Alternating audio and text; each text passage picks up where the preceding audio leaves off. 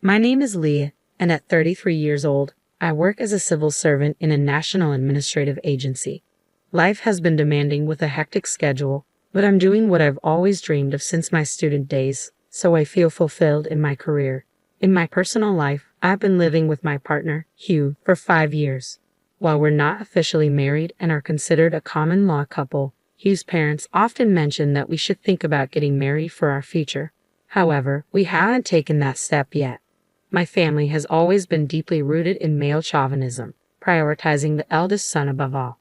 Despite being my parents' first child and the first grandchild on my dad's side, I've never felt valued. Tomorrow, there's a talent show at TCH school, and I've invited my parents countless times only to be mocked and dismissed. They would say hurtful things like, "If we had time, we'd rather sleep," or "You're really stupid if you don't understand that."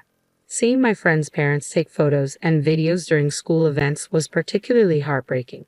Before I started elementary school, my brother Miles was born. The joy he brought overshadowed everything else. Even my workaholic dad would rush home if mom texted about Miles feeling unwell.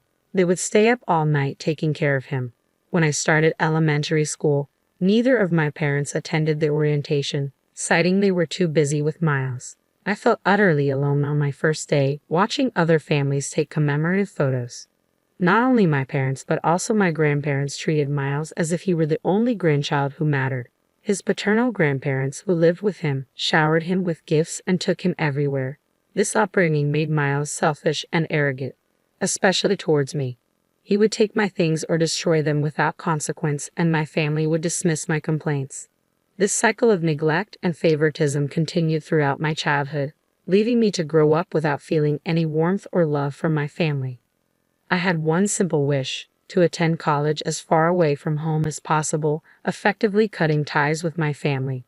At home, my brother Miles was always in the way, or I'd get stuck with chores that disrupted my studies, so I buried myself in books, libraries, and empty classrooms after school. To cover college application fees, travel expenses for school tours, and exam costs, I worked part-time at grocery stores. All that effort paid off when I got accepted into a prestigious university. My parents and grandparents couldn't care less. "If you want to go, go. But don't expect any help from us," they said. I saw that coming from a mile away. I had already applied for every scholarship available and planned to live in a dorm to minimize costs. Plus, I had my best friend, Selena. Selena and I had been friends since elementary school. Her parents knew all about my family situation. Selena's dad even worked at the same company as mine in a different department. My dad's chauvinistic behavior was often a topic of discussion at his workplace. Selena's mom, who had a similar domineering personality, shared stories from their school days. When Selena and I first became friends, her parents were cautious about their daughter befriending someone from my family. However, they warmed up to me after seeing how much Selena praised me and how I stood by her when she faced isolation from other girls in class. "If it weren't for you, Leah, my school life would have been miserable," Selena often said. But the truth is, I don't know what I would have done without her and her parents. They were the ones who kept me going. Selena always encouraged me to be myself, and her parents offered a helping hand whenever I needed it. Thanks to them, I was able to navigate through high school. As for college, Selena had already decided to attend a local university. I had nothing to do until graduation, so Selena offered to help me, Lee, she said. She assisted with the nitty-gritty details of placement exam logistics, like booking hotels and flights. On the day I left for college, my family didn't bother to see me off. But Selena and her parents came to the airport. As we said our goodbyes, she handed me an envelope. "This is a farewell gift from all of us. You'll need things for dorm life," she said. Inside was $2,000. I tried to refuse, but she insisted. "Take it. We'll always be friends, but I won't be able to help you like this again," she said, tears in her eyes. During my college years, I never touched that money. Holding onto the envelope reminded me of Selena and her family, giving me the strength to keep going. After graduating from college, I pursued my dream of attending graduate school. I passed the civil service exam and took my first steps into the working world. Selena and I stayed in touch through texts, and she even visited me during family vacations. She ended up working as an administrative staff member at a local hospital after college.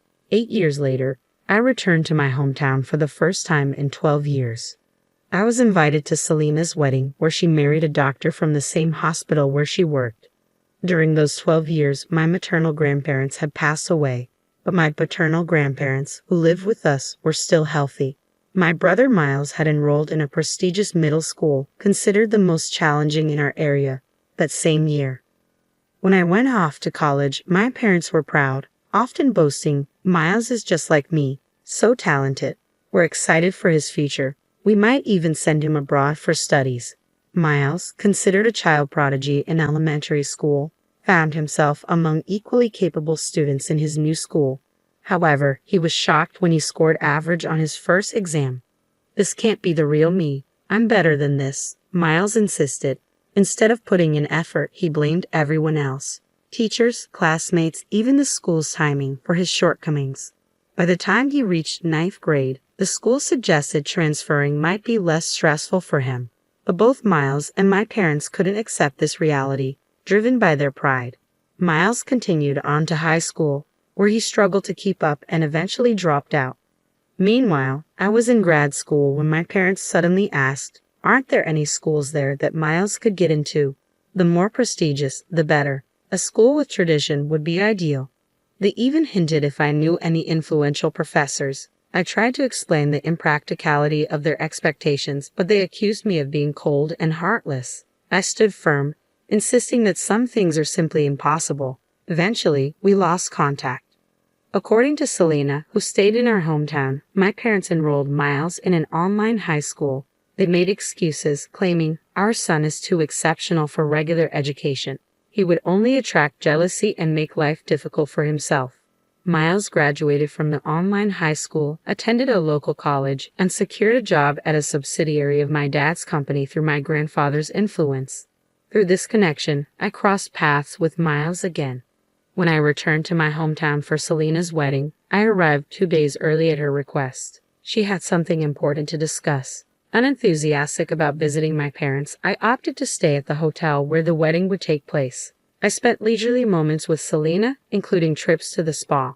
We were invited to dinner by Selena's parents, and it was during this dinner at the hotel restaurant that I unexpectedly encountered Miles and my parents. At first, they didn't recognize me. I suppose it was understandable. When I lived at home, I was thin and didn't prioritize my appearance like other girls. It was only when my parents greeted Selena's parents that they realized I was their daughter. "Leith, is that you? You're back in town. My, you've changed," my parents exclaimed warmly. "Are you free later? Maybe we could." I wasn't in the mood for their sudden friendliness. "I'm heading back right after Selena's reception, so I don't have time," I interjected, then quickly excused myself. I did catch Miles' eye, but to be honest, I wouldn't have recognized him on the street.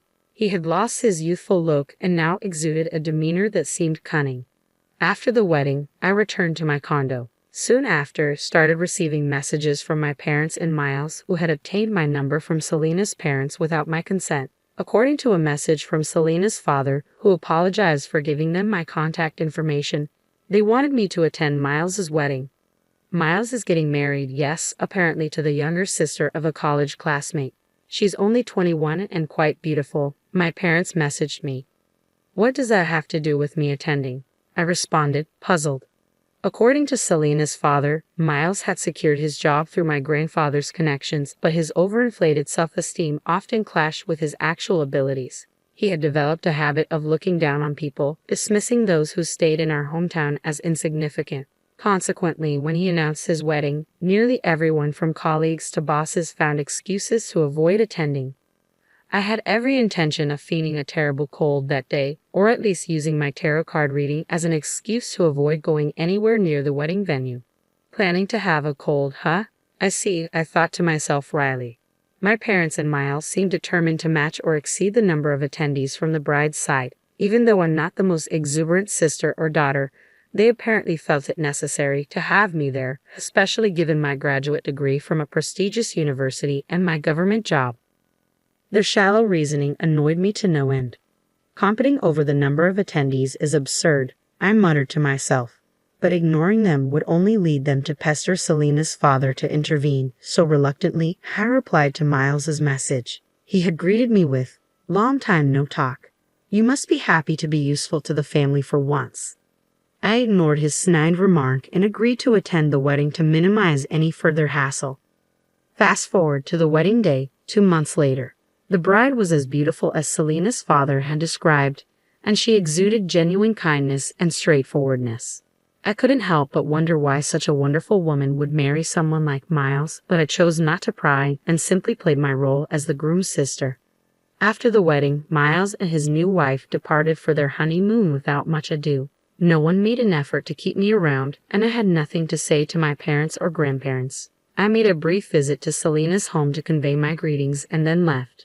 Time passed without any contact until suddenly, Miles reached out to invite me to see the cherry blossoms. It wasn't as grand as the National Cherry Blossom Festival in Washington, D.C., but our hometown also had a botanical garden with cherry trees. It was a common seasonal event, yet I grew suspicious when it became clear that the real agenda wasn't just about cherry blossoms but something more significant, convincing me to relinquish my inheritance rights. Apparently, a major land development project was in the works near our family home, with a prominent developer planning to buy up the area for a large condo complex.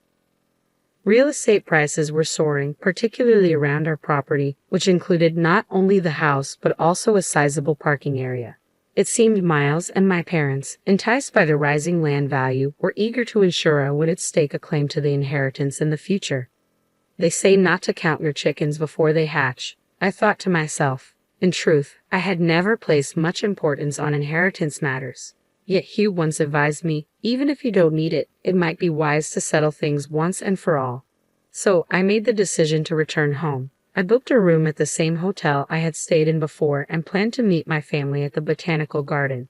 The day arrived, and I reached the designated spot to find my sister-in-law, whom I had only met once at the wedding, sitting alone on a bench. I was early by 3 hours, but she had arrived even before me. She appeared composed, but her face was pale and dark circles were visible under her eyes. Do you remember me? I'm Lee, Miles' sister. We met at the wedding. I greeted her. Upon hearing my name, she stood up in surprise but almost immediately stumbled. I swiftly reached out to catch her. She felt surprisingly light and frail, reminiscent of how I remembered myself back in high school. I'm sorry. Thank you, she murmured softly, clearly caught off guard. Her name, if I recall correctly, was Carolyn. Carolyn, right? If you're not feeling well, don't push yourself, but sit down, I suggested. We resumed our seats, but the bench felt cold, likely from the earlier rain. Upon closer inspection, Carolyn's apron and hair were damp, as if she had been caught in the downpour. What time did you get here? We agreed to meet at noon, right? I asked. Yes, but I was told to secure the best spot for cherry blossom viewing, so I've been sitting here all night to make sure no one else took it, Carolyn explained. This might be the best spot for cherry blossoms, but you didn't have to go through all this trouble, I replied. But if I don't do as Miles says, not just him, but Trevor and Jasmine will scold me too. This is just how it always is, Carolyn sighed. Trevor and Jasmine are my dad and mom, I realized, feeling a surge of anger that made my whole body tremble. Without hesitation, I took off my coat and draped it over Carolyn. Then I sent a message to Selena. Later that afternoon, during a break with Selena, she received an internal call. I think it's probably from Leah's family. How should I respond? Selena asked me. I wrote down what I wanted Selena to convey to my parents and Miles, then handed it to her. Within an hour, Miles and my parents rushed in. What do you mean there's no reason to see you anymore? Miles shouted. Exactly. We had to search all over the garden because you broke the appointment and didn't even contact us. My dad added. Finally, someone informed them they had seen me with Selena and Carolyn. The three of them started yelling, but Selena sternly told them to keep their voices down, reminding them we were in a hospital. However, their silence only lasted a moment. Who are you to butt in? If you're not family, leave. They barked at Selena.